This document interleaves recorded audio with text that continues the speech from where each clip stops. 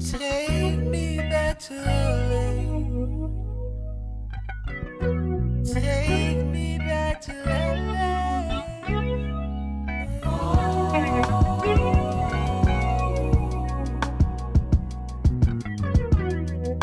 I've laughed and I've cried. I've lived and I've died. Stole from, gambled and cheated. Cut corners outside. I've tried and I failed. Stood tall when they run.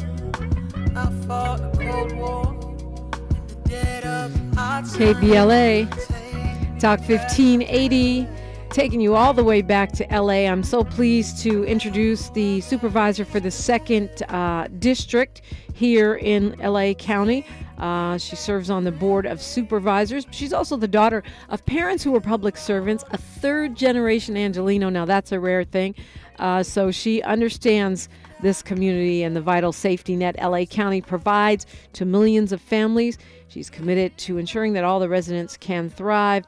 She was elected to the Board of Supervisors in 2020, and she's made poverty alleviation a countywide priority and anchored a recovery plan, an equitable one, from the crisis, both health and economic, caused by COVID-19. Supervisor Holly J. Mitchell, good morning. Good morning, Dominique. I hope you're well. I sure am, and I hope you are as well. I got a head cold, but I'm going to keep on fighting. Oh my. You got a head cold, but you still going to work today because you have an important motion on the agenda.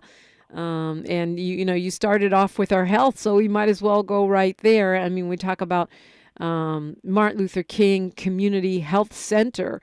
A lot of folks don't have, the access or the insurance or the coverage or even the means to get to the health care that they need. And Martin Luther King Community Health Center makes a huge dent in that problem, doesn't it?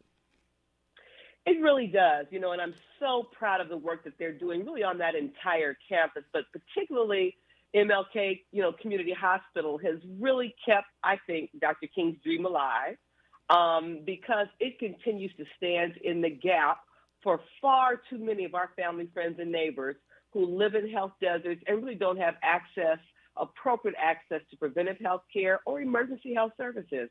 And that hospital is performing top of class. It's beautiful, too. I mean, it's beautiful. It's a nice facility. And, of course, I was proud to see in the movie Birth and Justice how, MLK Community Health Center is leading the nation in best practices for Black women's maternal health outcomes.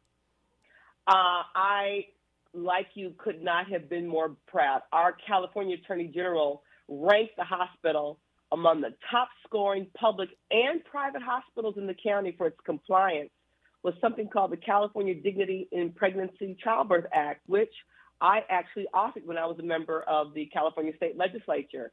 And that addresses really the implicit bias in Black maternal and infant health care. And Martin Luther King is top of class. Yeah. So tell me what you're doing today. I know I was talking about it yesterday, urging people to come out to the meeting. If they can't come out, to get on the phone and comment in support of what you're doing. But give us the details and why this is needed right now. So I'm sure many of your listeners, Dominique, will remember that Martin Luther King Hospital closed. And Mark Ridley Thomas and the Board of Supervisors at that time worked diligently in trying to come up with a model that would allow that institution to reopen because the residents of that community needed it. And so it's county land. It's a one-of-a-kind in the nation kind of public-private partnership. And so it's a unique hospital in terms of how it's financed. There's good and bad in it. The good is we were able to reopen it, and they're providing stellar care. Unfortunately, the hospital was designed to serve 25,000 a year in their emergency room. They are doing so well, people are flooding their doors. And so last year they served 100,000. Wow. So what we have to do is really update the way we are financing the hospital. It's kind of policy wonky, Dominique, but what we're doing today is really making sure that the county is stepping up and providing them with some one-time dollars to make sure they can keep their doors open. The hospital is saying, based on their current funding structure, that they would run out of money basically by December of 2024. And I'm not going to let that happen, Dominic. We can't collectively let that happen. So the actions today at the county is the county is going to step up. We're looking to the federal government and the state government to say, hey, lock arms with us and keep this hospital open. Again, it's on county land. It's a public-private partnership. But if that hospital closes, it would fall on government to make sure that we are meeting the needs of those residents. So it's in everybody's best interest to keep that hospital operating as is.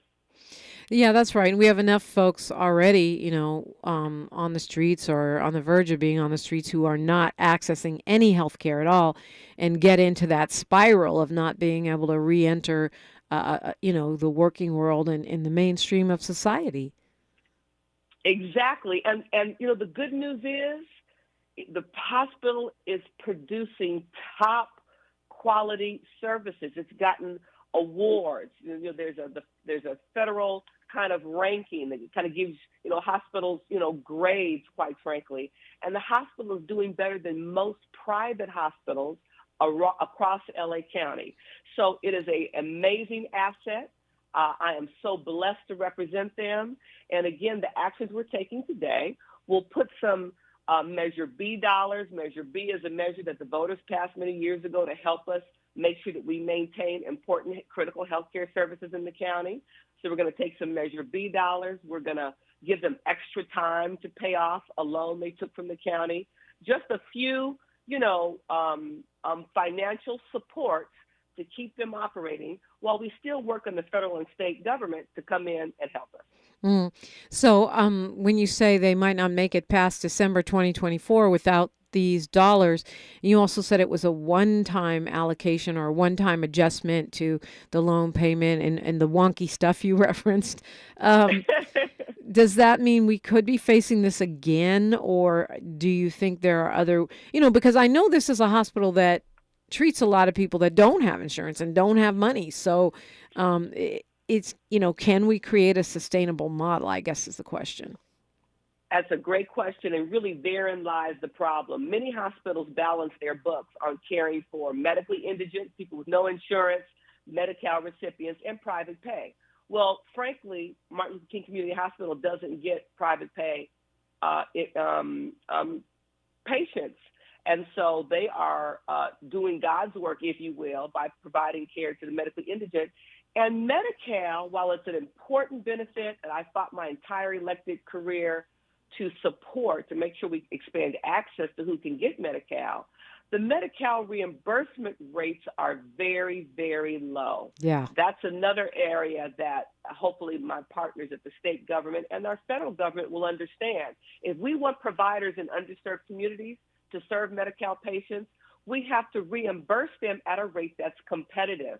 And so part of the reason structurally is because of the location of the hospital and who they are committed to serve, the reimbursement rates aren't such that they're able to survive off of what they get off of Medi-Cal. So those are some of the structural issues. So these kind of one-time fixes are immediate short-term to make sure we keep them afloat while we continue our advocacy efforts on some of those structural fixes.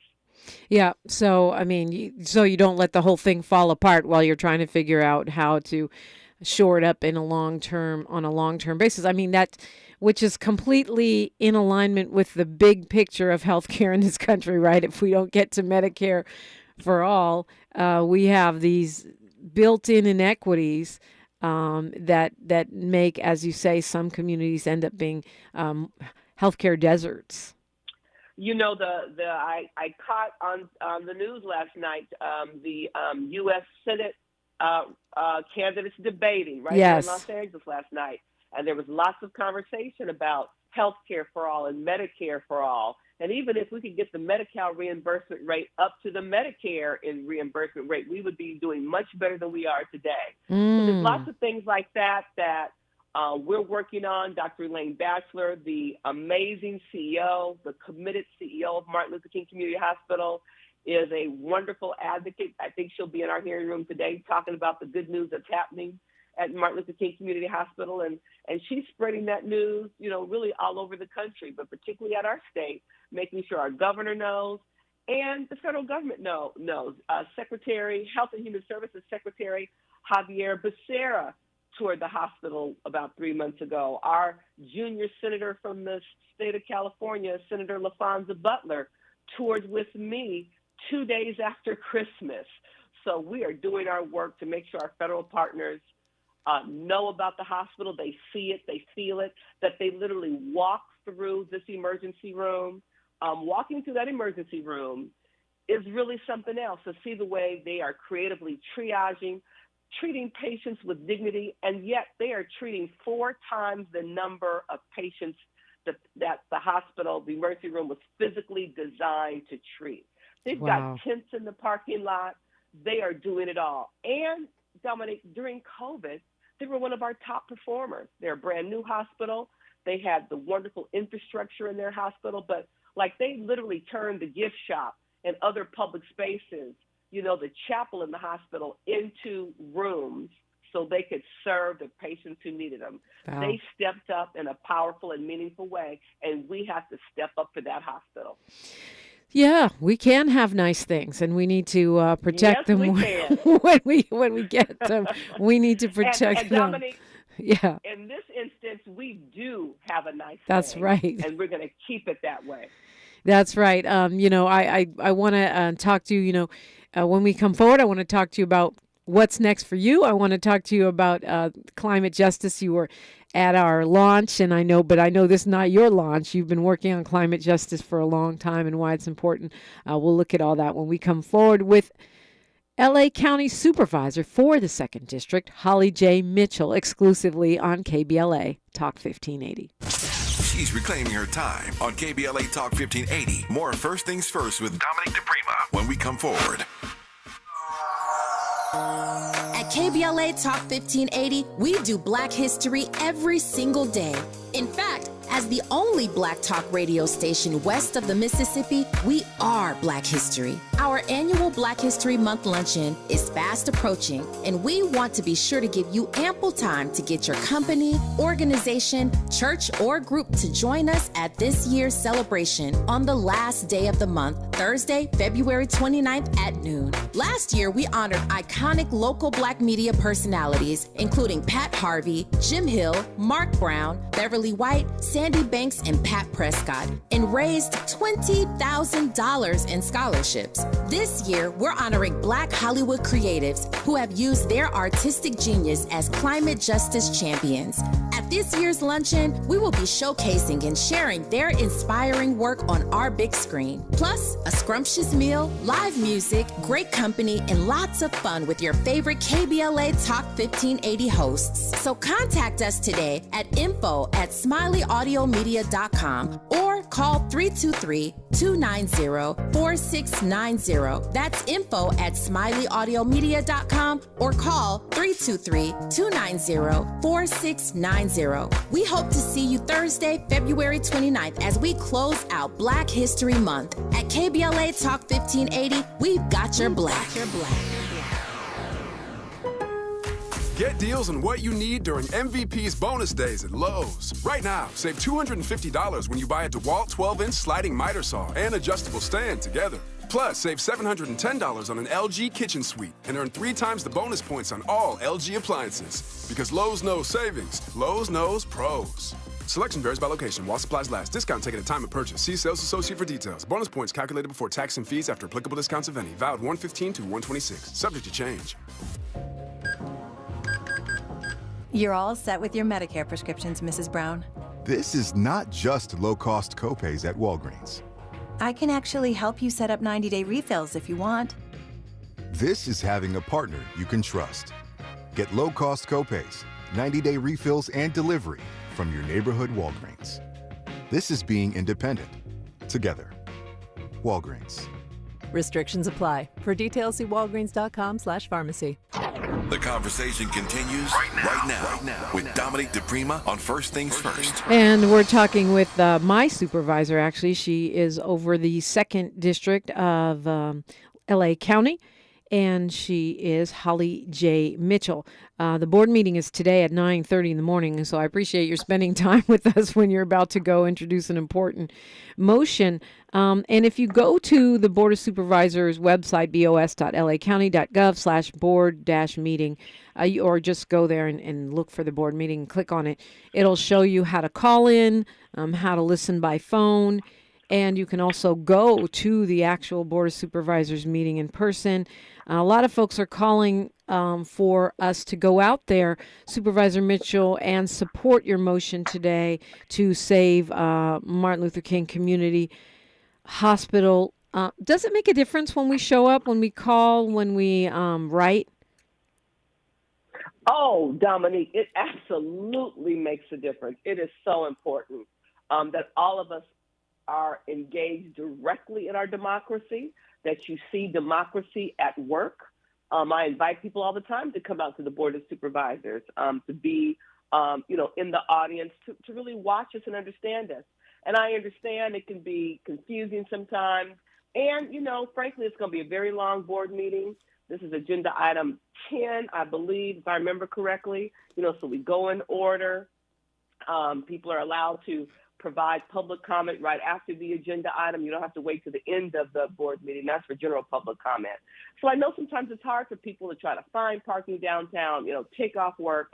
So calling in is equally as important. But I think we have a responsibility to show up, to make sure that all of our elected representatives understand what we expect of them and what we demand in our community. So it does make a difference, without question.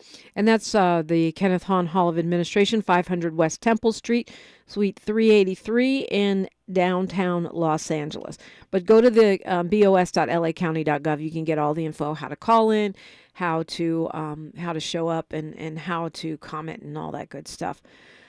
I want to thank you, Supervisor Holly Mitchell, for being part of and really an important part of launching this 12-month initiative to really focus our community on the climate crisis, to educate us, to activate us around this super important issue. This is not new for you, but certainly you've been a big part of launching this effort, unprecedented effort here at KBLA. So thank you for that. And then talk to me about, why this has been sort of one of your key platform elements for as long as I've known you to be an elected official.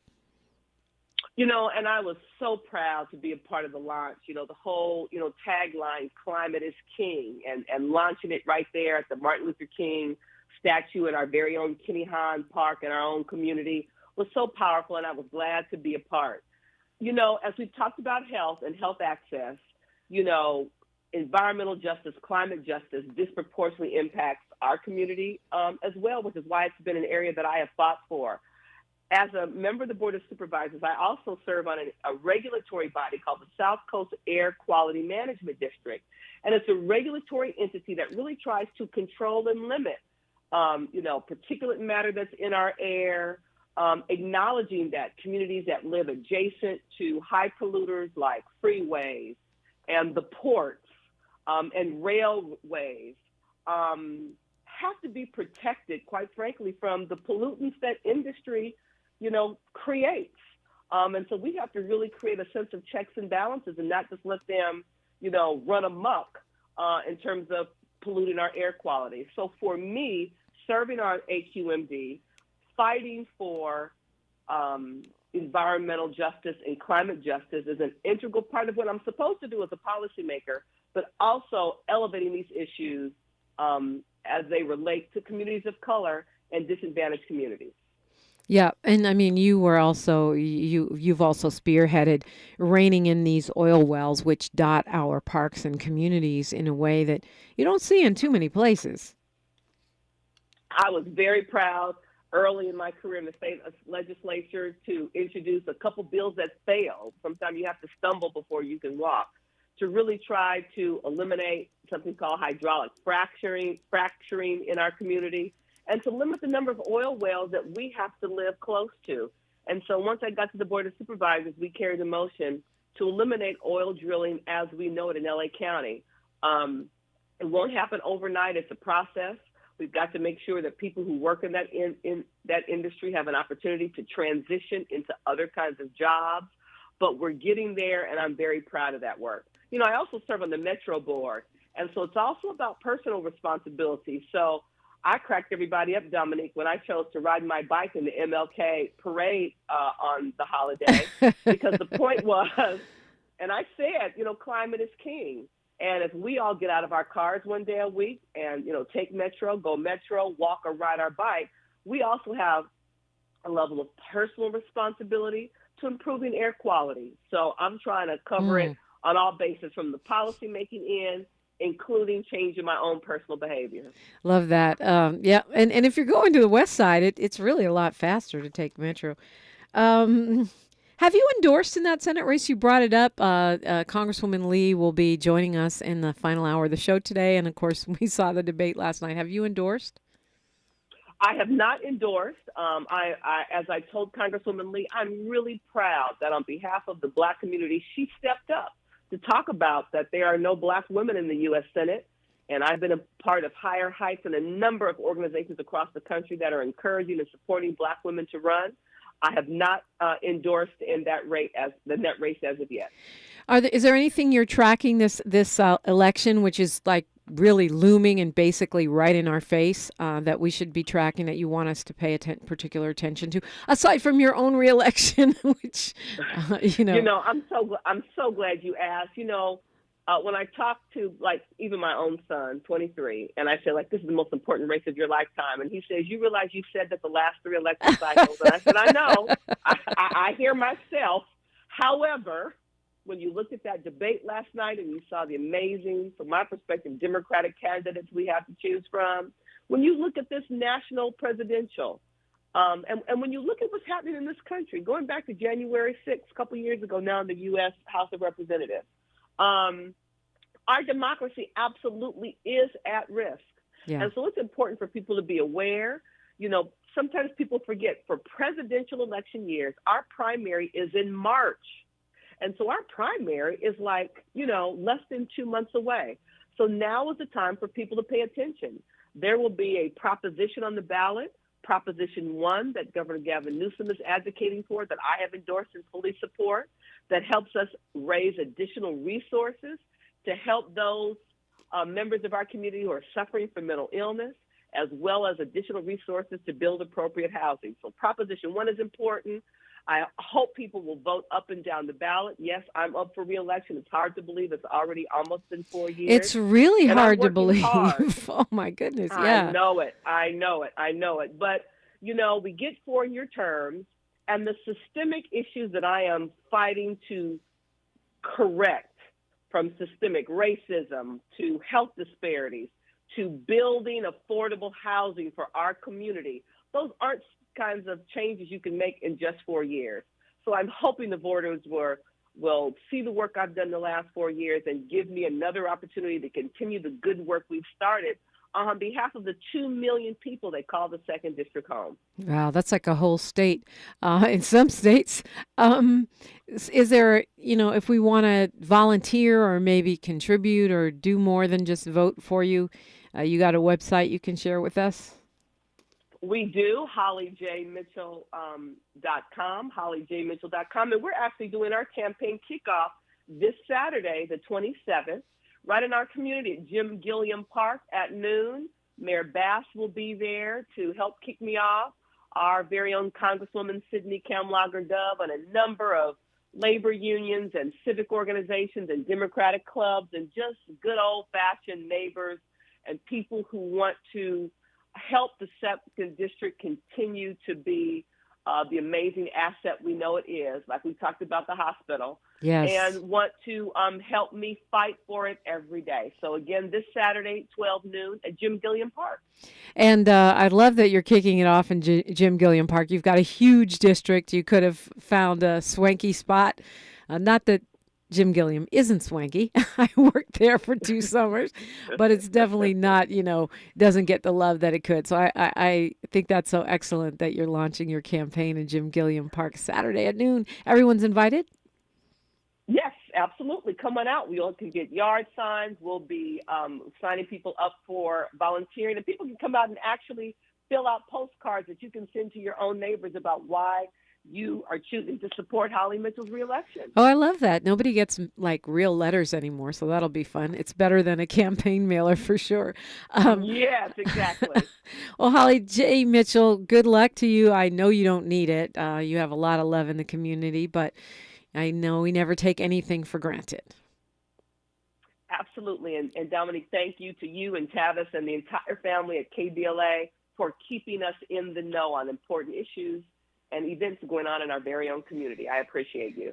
HollyJMitchell.com. You know that we greatly appreciate you as well. So you can go to the kickoff on Saturday. You can go to the Board of Supervisors meeting today or just dial in.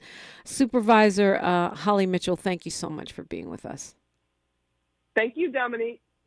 Yeah, we got a lot going on. And in fact, those mail-in ballots will hit our mailboxes the first week of February. So let's start paying attention. We'll be talking with a candidate for Assembly. Sade Elhawary joins us next on KBLA Talk 1580. Say the quiet part out loud. KBLA Talk 1580. I'm Mike Moore. Here's the latest from the Black Information Network. President Biden is honoring 2 Navy SEALs who are presumed dead after going missing off the coast of Somalia. He said in a statement that it's a profound loss for our country. The 2 disappeared earlier this month during a special covert mission to seize Iranian missile parts on their way to Yemen. One fell into the rough waters, the other jumped in to rescue him. Faith leaders and council members are rallying today to call on the New York City Council to override Mayor Eric Adams' veto of a bill that requires police to fill out more paperwork during stops. Faith leaders are expected to speak about how the bill delivers greater police transparency and accountability. The African-American mayor, who is a former police officer, is urging council members to take a ride in a patrol car. And that's the latest. I'm Mike Moore from your 24/7 news source, the Black Information Network and BINnews.com. New year, new hiring needs? Indeed's end-to-end solution helps you attract, interview, and hire candidates all year round. Schedule and conduct virtual interviews right from your Indeed dashboard. Learn more by visiting Indeed.com/credit. This is the KBLA Sports Minute with Ray Richardson. The Lakers will not have LeBron James tonight for their LA showdown against the Clippers. LeBron has a sore right ankle. This will be the 5th game this season LeBron has missed because of an injury. The Lakers are 2-2 in LeBron's absence. 7 p.m. tip-off tonight at Crypto.com on TNT. Coco Gauff advanced to the Australian Open semifinals for the first time in her career. The 19-year-old sister defeated Marta Kostyuk of Ukraine in 3 sets. Gauff is ranked 4th in the world. Remember Hugh Jackson? He was head coach of the Cleveland Browns from 2016 to 2018 and the Oakland Raiders for 1 year in 2011. Jackson is in final talks with Morehouse College in Atlanta to become their next head football coach. The famous HBCU hasn't had a winning season in 6 years. Jackson is available. He was fired at Grambling after going 8-14 in 2 seasons. No debates, no speculation, just the info you need. That's your KBLA Sports Minute. I'm Ray Richardson on KBLA Talk 1580.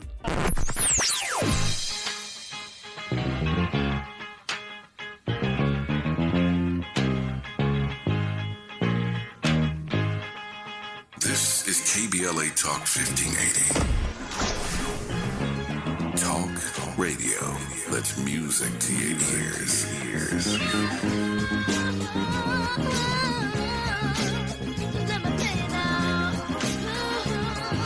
We're unapologetically progressive. KBLA Talk 1580.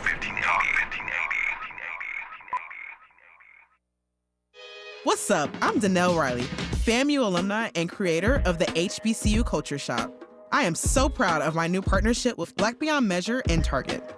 They help me elevate community pride with my HBCU designs and continue to support Black creators and entrepreneurs with Target HBCU challenges, scholarship programs, and campus collaborations. Let's come together this homecoming season and beyond. Shop my brand and discover other Black-owned products at target.com/blackbeyondmeasure. Taco Bell just dropped the new Cravings Value Menu. Now you can get 10 items for $3 or less, which means you can get the food you want for the price you want. It's almost like you can have your cake and eat it too, But in this case, it's a double stack taco from the new Cravings value menu. So basically, you can have your double stack taco and eat it too, which is a lot crunchier than cake. The new Cravings value menu is here. Get it at Taco Bell today. At participating U.S. Taco Bell locations while supplies last. Contact store for price and participation which vary. Tax extra. Got me a damn girl on my team. At KBLA Talk 1580, we believe we have the best tag team in morning radio. Dominique DePrima and Tavis Smiley. As the first black woman in Los Angeles to anchor a morning drive talk radio show, Dominique covers local politics like a blanket. Weekday mornings from 6 a.m. to 9 a.m. At 9 a.m., Dominique passes the baton to Tavis Smiley, who talks to everybody about everything every day until 12 noon. KBLA's dynamic duo, Dominique and Tavis. It's no wonder the LA Civil Rights Department is honoring Dominique DePrima this year at its Tell Our Story honoring black journalist leaders and storytellers event, Thursday, February 8th. Or that the John M. Langston Bar Association of Los Angeles is honoring Tavis Smiley at its 47th Annual Installation and Scholarship Awards Gala with its Community Impact Award on February 10th. We couldn't be more proud of Dominique and Tavis, who make black history every day, not just in February. If you're missing Dominique and Tavis weekday mornings on KBLA Talk 1580, you're missing out. We're KBLA Talk 1580, and we've got your black. Holla, yeah. Ew, gotta get rid of this old Backstreet Boys t-shirt. Tell me why. Because it stinks, boys. Tell me why. I've washed it so many times, but the odor won't come out. Tell me why. No, you tell me why I can't get rid of this odor. Have you tried Downy Rinse and Refresh? It doesn't just cover up odors, it helps remove them. Wow, it worked, guys. Yeah. Downy Rinse and Refresh removes more odor in one wash than the leading value detergent in 3 washes. Find it wherever you buy laundry products. She's so smooth. So I'm interrupting my own shower to remind you to treat your skin like the queen she is with Olay Hyaluronic Body Wash, packed with Olay's highest level of vitamin B3 complex. It's so moisturizing that it will give you visibly smoother, head-turning skin in just 14 days. People wondering, how'd she get so smooth? Olay Hyaluronic Body Wash. Also, try Olay Hyaluronic Body Lotion. Find a righteous rage, and don't be afraid to say what you see. We're KBLA Talk 1580. KBLA Talk 1580, and I'm joined in studio by another candidate. It's going to be that season. It's that time of year, folks, and I'm trying to help me and you to start paying attention. So that's what we're doing. Joining me in studio is an educator, organizer, and foster mom. Born and raised in LA. She's been involved in politics and activism from the time she was actually elected student body president in elementary school. And she says she's dedicated her life to dismantling oppressive systems one by one and being a driving force for justice and liberation. Sade Elhawary, welcome. Thank you. I appreciate it. You're in the heat of campaign season right now. And there's a lot of people running. You're running for assembly for District 57. It's a pretty crowded field, right? Yeah, it's 4 other candidates. We are running hard, though. I think our race and our campaign has really been making an incredible amount of progress. And, you know, we're running our own race. And one of my opponents, actually, someone who I had dinner with a couple months ago, he said, I'm not running against anybody. He said, I'm running for my people. And I think that is exactly what this race is about. It's making sure that we're running to represent our folks. And that is so important, no matter what. It's not about, trying to fight against anybody or running against anybody. It's truly about running for our community. And so I'm really looking forward to just continuing to make it toward the finish line. As you mentioned, ballots are coming out in the next couple weeks. They actually will be mailed out on February 5th. And it makes a huge difference for people to know that there's an election, know what's going on, and all of us are doing that. Yeah. Well, and it'll be here. I know it doesn't seem like it, but it'll be here before we know it. You are running for assembly, 57th district. This is pretty big deal. It's a state state representative office, but will be your first time in elected office, right? Yes, So other than elementary school. Oh, yeah, that's true. Well, yeah, no, that counts. It counts. I guess I could say I've been in elected office. I was a student body government representative in college, but Nice. I haven't had a seat since then. It's been a minute. Why not go, dog catcher, school board, local party representative? Why start at a statewide, kind of relatively big seat for your first time in office? Yeah, that's a great question. Honestly, I wasn't looking to run for office. I was an organizer, an educator, and a lot of that means that my role was always behind the scenes. It wasn't someone who was at the forefront of, what we often kind of think of as elected officials who are running based on their name recognition, running based on kind of that level of notoriety, positive notoriety, hopefully. Right. And so I think for me, when everything went down with the city council, I was working on Mayor Bass's campaign. I loved the work I was doing. But I think because of how much I was even more emboldened and really passionate, I think folks started to take notice. And I was recruited to run. And so a part of what's going on at the state level is that the goal is really to achieve parity, especially in terms of gender balance. Men have historically been in government roles and elected roles in majority, and sometimes there have been no women. And so it's incredible to see like the board of supervisors that are now all women. But for some spaces, we're still trying to even achieve a 50-50 split. And in particular, I was recruited by an organization called Close the Gap that's really looking to achieve gender parity in the state legislature. And in this seat in particular, I was, I think, recruited because of the way in which the community itself has shifted. And so being really mindful of, who can ensure that we are able to have a Black seat while also representing Latinos in a way that I think is really important. And that came from, I think, the conversation in city council that also showcased folks that were really trying to battle for Latino political power and really pushing Black political power out. Right. And of course, the reason you say that is because you are Guatemalan and Egyptian. Yes, ma'am. And you said your dad identifies as Black. My dad does not identify as Black. Okay. Yeah. So I identify as Black partially through my understanding of my history, partially through my politicization in college. But I think with Egypt being in Africa. Yes. And I think there's a lot of Egyptians, a lot of Middle Eastern folks who don't identify as Black. Well, yeah, and some of them aren't. Yeah, I mean, a lot of them true. are Arab, Arab colonizers as opposed to the European colonizers.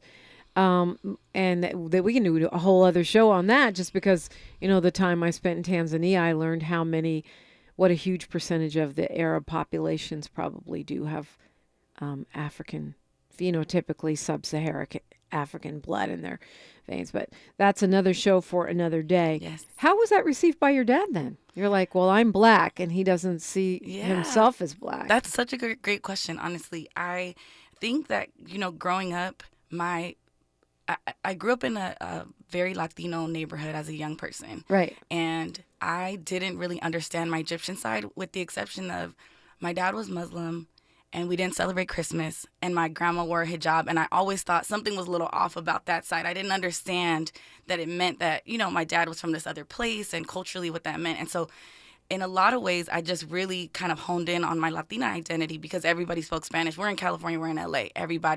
Not everybody, many people are Latino, right? And so you have that, your look is kind of much more universal brown. So you could, you could be a lot of things. Right. And so I went to high school. My sister was actually kicked out of middle school. We were in LAUSD at the time. And my mom said, well, if one of you is not going to be allowed to go to this district, we're going to have to move you both. And so I went to Pasadena for high school, which was, and specifically in the high school, in the school system, was Black and brown. And everyone was like, you're Egyptian? You're Black. What do you mix with? And I'm like, I'm Egyptian.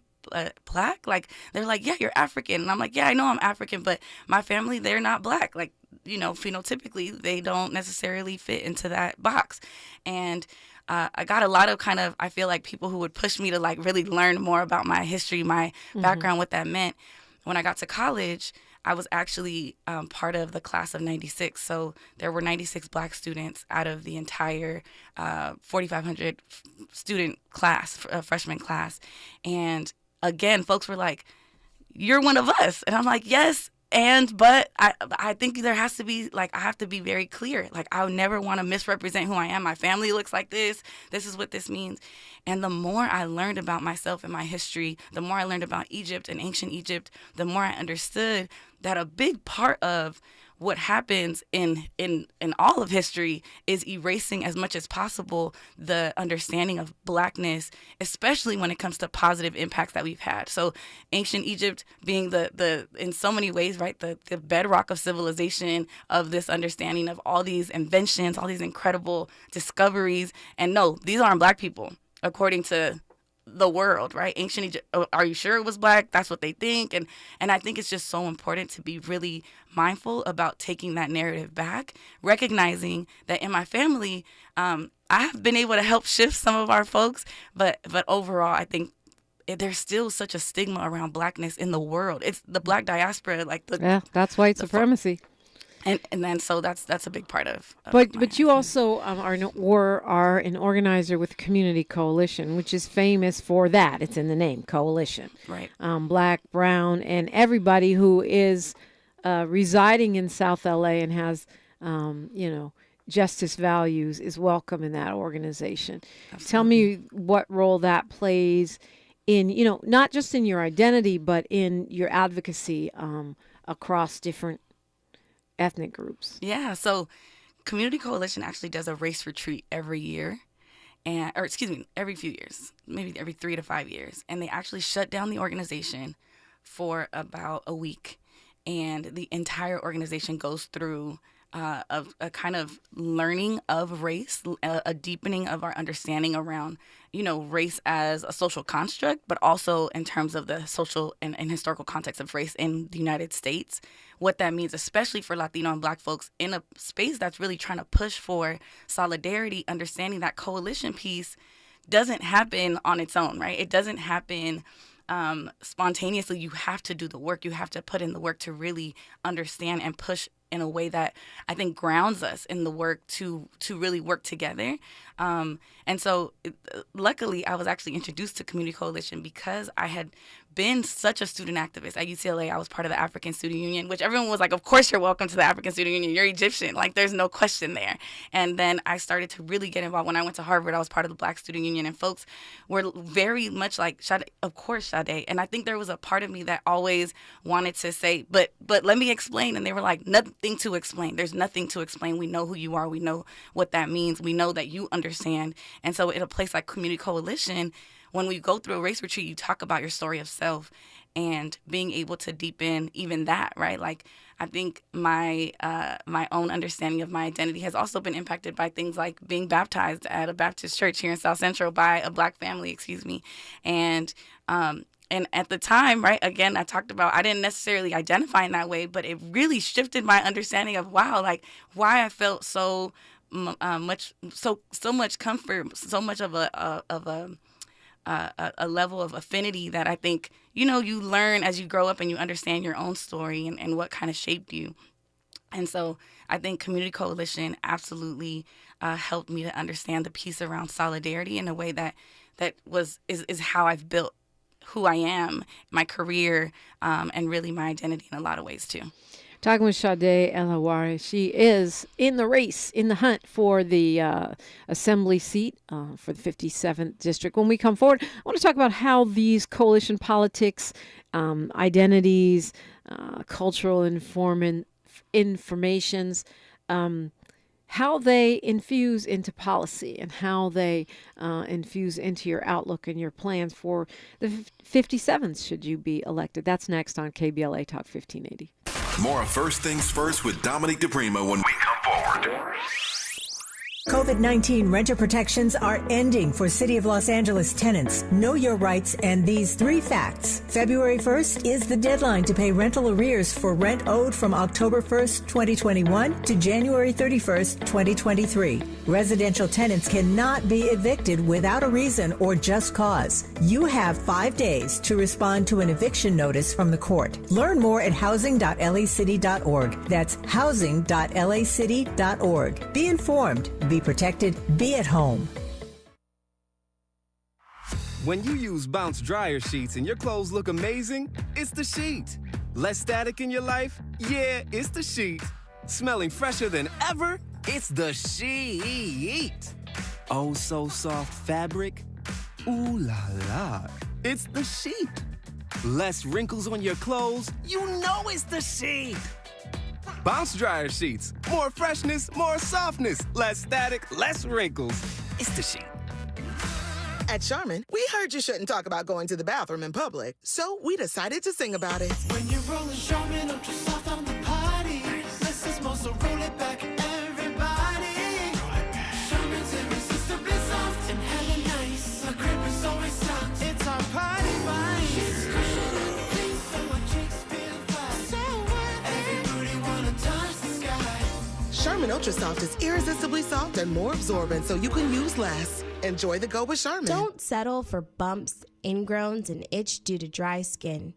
Venus for Pubic Hair and Skin is here with the only razor and regimen specifically designed for your pubic area, featuring a razor with a patented irritation defense bar and skincare regimen that is dermatologist and gynecologist tested.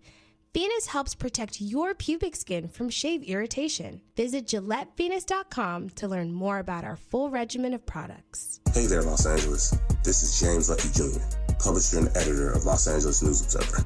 Are you hungry for news that matters to you in the African-American communities of Los Angeles? Well, buckle up, because we got the scoop you've been craving. Stay in the know and never miss a beat with our free weekly publications conveniently available near you. Or hop on the digital wave and become an exclusive subscriber at OGNSC.com. Don't forget to join the party on Instagram and Twitter at OGNSCINC for behind-the-scenes access and sizzling updates. No more FOMO. Let's stay informed, connected, and empowered together. We're not for everybody, but we're for everybody. You're listening to KBLA Talk 1580.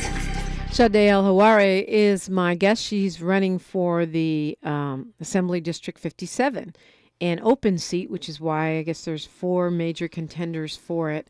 And you've been an organizer since you were a kid. You have been a member of the Community Coalition, which is known for that, for actual solid, functional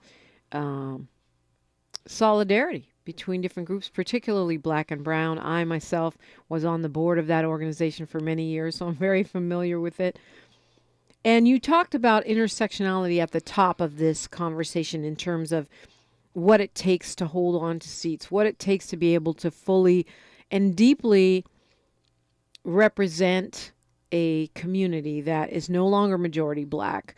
I haven't seen the breakout for the 57th, but I'm assuming that it's like many of these districts where it's pretty ethnically diverse. So how does this consciousness about coalition that you have from your work with COCO, along with your personal story, which is embodying, multiple ethnic groups in one human being, something I myself do, how does that inform you in terms of policy and what you want to bring to the table as a lawmaker? Absolutely. I think, first, in the kind of breakdown of what happens in Sacramento, I will absolutely be represented on both the Black and Latino caucus. I think that's an important kind of space to occupy. Meaning you'd sit on both caucuses. Exactly. And I think in really thinking about that, really understanding what it means to also uplift in each of those spaces, and an opportunity to ensure that we're not doing anything in either of those spaces that is going to be, hurtful or harmful. In one undermining the other. Exactly. Yeah. And I think that's one kind of more kind of structural piece at the government level. But I really believe in being an organizer through and through, even when I'm in office. And so looking at, who's at the table when we're making decisions, who is part of that, inner committee that is able to help us really truly understand how we are representing our folks. And so I think that takes, in various aspects of legislation, being able to have, Black and Latino folks in that kind of inner circle every time there's a piece that's specific to, let's say, mental health and or housing, that in those spaces we always are mindful of a race balance. I think I also, gender balance is also important for me, but I think in general really being thoughtful around who is at the table when we make decisions, so it never feels like we are doing something that is ultimately going to undermine either community, but that ultimately we have shared struggles, very similar struggles, and so the extent to which we ensure that we are going above and beyond to represent for our folks, I think is important. And the last thing I'll mention is I participated with the LA County's Anti-Racism, Diversity, and Inclusion Initiative with the State of Black Los Angeles report. And a lot of that is really looking at, in a state like California that doesn't allow us to utilize race in, a lot of what we understand to be important spaces that we must highlight race. They talked about targeted universalism. When we understand what Black folks are going through and ultimately do what we can to dismantle anti-Black oppression and in general improve Black outcomes, we know that we're actually, because we're targeting a group that has most been impacted negatively by the system, that we are going to impact everyone positively. And so I think really being mindful of that as well, recognizing that that's the kind of work that we need to do. I'm looking at Ballotpedia, and I always have good information, and looking at your race. Aside from yourself, who is Egyptian and Guatemalan, you have two other Latino candidates, or that they're obviously, well, I don't know, obviously. I haven't talked to them yet. I suppose we probably will. They're invited. Efren Martinez and Dulce Vasquez, who don't have a Black identity. Their identity is Latino. Do you feel like you're getting the acceptance from the Latino community as being Guatemalan or being a representative Latina because of your Black identity? Oh my gosh. My name, someone told me, they said, you have that funny name thing going for you, like Barack Obama. You're going to have to convince people that you're Black and that you're Latina. And so I think in this particular case, I think it is an uphill climb in some ways, which is really interesting because I shared with you that I grew up really understanding my Latina identity. Right. And yet there's almost this kind of, at least from my what I've been feeling, right? No one will tell you this outright. There's this hesitation, like, is she really going to represent Latinos? Because she seems like she's really much more leaning into her Black identity. Or people will say, just be honest, you're more Black than you are Latina. And I'm like, what does that even mean, to be more one than the other, when truly who I am is both? And I think in understanding that we are in a place that wants to box us in, and running for office, right, there's a very clear sense that who is the Latino candidate, who is the Black candidate, and being a Black and Latina candidate does not fit neatly into that. Which is honestly kind of dumb, because I call it the California blend. I mean, you are Guatemalan and Egyptian, but there's so many people that are Mexican and Black, or Guatemalan and Black. I mean, why is this mysterious? But I can see that, and maybe if you'd like blow dry your hair straight and put some blonde streaks. No, but I for sure, like, when I speak in Spanish, people are blown away. When people are like, why don't you add your mom's last name? Then people will know that you're both. First of all, what's your mom's last name? It's Vasquez, which is Dulce's last name, and also Aura's last name, and who's running for CD10. I just don't believe in being inauthentic to run for office. I recognize that there are ways that can help someone win and get closer to that, but that's just not who I am. And if I try to change myself now, then who's to say that I'm not going to do that when I'm in office, when I'm actually representing our folks? It's just not who I am. But I recognize that makes everything that much harder, right? And that I have to do the work to really help people understand who I am. It means I need to show up at the doors. I need to be on the phones. I need people to hear me and hear my volunteers and hear our community who really understand, oh, Sade's been about the people. Sade's worked at Manual Arts and Fremont and Fauché. Sade's done this work for her entire career. This is who she is, what she cares about. So she's always going to care about us no matter what she does. It doesn't matter what her name is. And even with Sade, right? There people have no idea how to pronounce that, who don't understand who the singer is, right? I get Sade, you know, in Spanish. I get all the things. When I say Sade, there's like, why don't you have an H in your name, right? All of that. But I think ultimately, you know, like who I am is, I think, represented in just deeply embedded in who I am in a way that means that we're going to just do the work because I'm an organizer. That's what it takes. It takes relationships. It takes calls. It takes showing up. And you just mentioned you were having a launch event, speaking of you being an organizer. Yes, this Saturday we're doing our kickoff event. It's going to be our canvassing kickoff from 9 a.m. to 1 p.m. It's going to take place at our Unity House, our headquarters on the corner of Vermont and 53rd, 944 West 53rd Street. And I know for some folks, I know you just had Supervisor Mitchell on, if I'm not mistaken. She also has a kickoff right after, so you can come to mine and then go to hers. But we're very much excited to knock on those doors, especially because we're in the Vermont Square area, really looking at Vermont Slauson, Vermont Knolls, and really hitting up the communities that are kind of starting with the center, the Cocoa Center, and radiating out. What's your website? If people want to, they can show up at 53rd and Vermont Saturday at 9. Yes, my website is sadeforassembly.com. That's SADEFORASSEMBLY.com. And you can also sign up for our canvassing at bit.ly/Sade Kickoff. All right. Well, thank you so much for coming in. I love that you always like to show up and talk to the YouTube people as well as the people on the terrestrial radios. Sade Elhawary, thank you so much for joining me today. Thank you. I appreciate it. We're going to be talking with Congresswoman Barbara Lee next. Man, it don't stop around here. KBLA Talk 1580. KBLA 1580 Santa Monica. I'm Mike Moore. Here's the latest from the Black Information to Profound